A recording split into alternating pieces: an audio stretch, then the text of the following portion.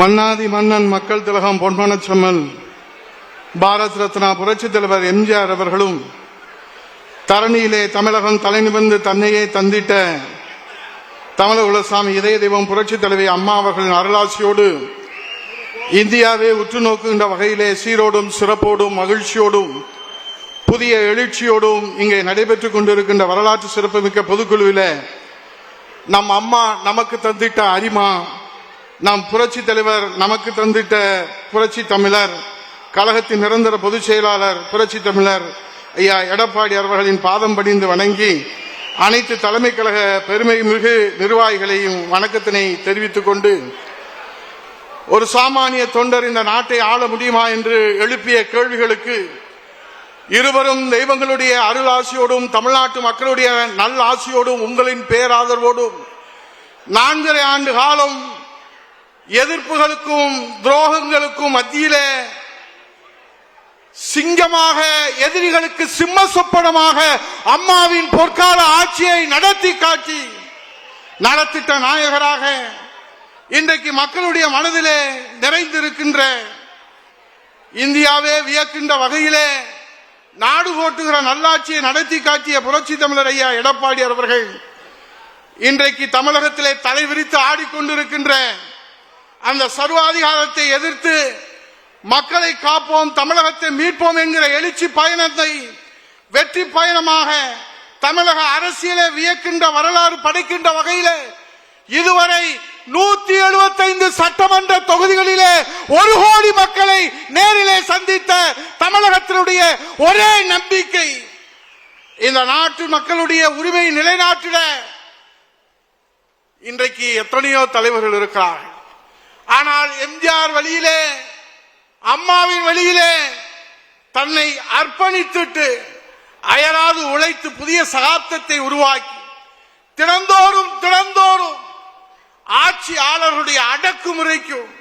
ஆட்சியாளர்களுடைய சர்வாதிகாரத்திற்கு எதிராக ஒரு ஜனநாயக யுத்தத்தை, அதிகார யுத்தத்திற்கு மத்தியிலே ஒரு ஜனநாயக யுத்தத்தை நடத்தி கொண்டிருக்கின்ற ஜனநாயக பாதுகாவலர், எளியவர், பண்பாளர் நம்முடைய புரட்சி தமிழர் ஐயா எடப்பாடியார் அவர்கள் ஏழை எளியோர்களை கரை சேர்ப்பதற்காக கடவுள் நமக்கு தந்திட்ட கருணையின் வடிவம், காலத்தின் கொடையாக கள்ளம் கபடமற்ற மாசில்லா வெள்ளை உள்ளம் கொண்ட அன்பின் அடையாளம் கலங்கி நின்ற அந்த விவசாயிகளை முதலமைச்சர் வருவதற்கு முன்பாகவே களத்திலே சந்தித்து விவசாயிகளின் கண்ணீரை துடைத்த கருணையின் வடிவம், கலங்கரை விளக்கு, தாய் என்பும் தெய்வ உள்ளமும் கொண்ட சமதர்மத்தின் அடையாளம், நாம் அனைவரும் போற்றி பாதுகாக்க வேண்டிய அரசியல் பொக்கிஷம் புரட்சி தமிழர் ஐயா எடப்பாடியார் தலைமையிலே மீண்டும் மக்களாட்சி மலர்ந்திட, மன்னராட்சிக்கு முடிவுரை எழுதிட இந்த நேரத்திலே சூளுரை ஏற்று இங்கே எழுச்சியோடு எல்லோரும் இருக்கிறோம். இதே பொதுக்குழு, இதே நம்பிக்கையோடு, இதே எழுச்சியோடு 2026ஆம் ஆண்டு நடைபெறுகிற அந்த பொதுக்குழுவில் நாம் அனைவரும் பங்கேற்போம். ஆனால் இப்போது நடைபெறுகிற பொதுக்குழுவுக்கும் 2026 நடைபெறுகிற பொதுக்குழுவுக்கும் புரட்சி தமிழர் ஐயா எடப்பாடியார் முதலமைச்சராக இந்த பொதுக்குழுவில் அவர் பங்கேற்கிற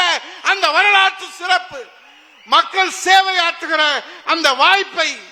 நாம் பெற்றுத் தருகிற அந்த களத்திலே நீங்கள் நிற்கிறீர்கள். ஊனுறக்கம் பார்க்காமல், இரவு பகல் பார்க்காமல் நம்முடைய அரசியல் எதிரிகளில் இட்டுக்கட்டி பேசுகிற அவதூறுகளையும் பொய்களையும் புரட்டுகளையும் புரளிகளையும் வதந்திகளையும் புறந்தள்ளுவோம். புரட்சி தமிழர் ஐயா எடப்பாடியார் தலைமையிலே கள நிலவரத்தை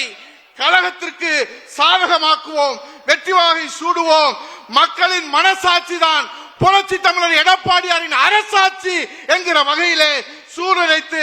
இங்கே தீர்மானங்களை நான் வாசிக்கின்றேன். அதை கரவொலி எழுப்பி நிறைவேற்றி தர வேண்டும் என்று அன்போடு கேட்டு, தீர்மானம் எண் 1, பொது எதிரியை வீழ்த்த ஒத்த கருத்துடைய கட்சிகள் கால சூழ்நிலைகளுக்கு ஏற்ப ஒன்றிணைந்து மக்கள் விரோத விடியா திமுக ஆட்சியை வீழ்த்துவதற்கு தமிழ்நாட்டில் அனைத்து இந்திய அண்ணா திராவிட முன்னேற்ற கழகத்தின் தலைமையிலான தேசிய ஜனநாயக கூட்டணியில் கழகம்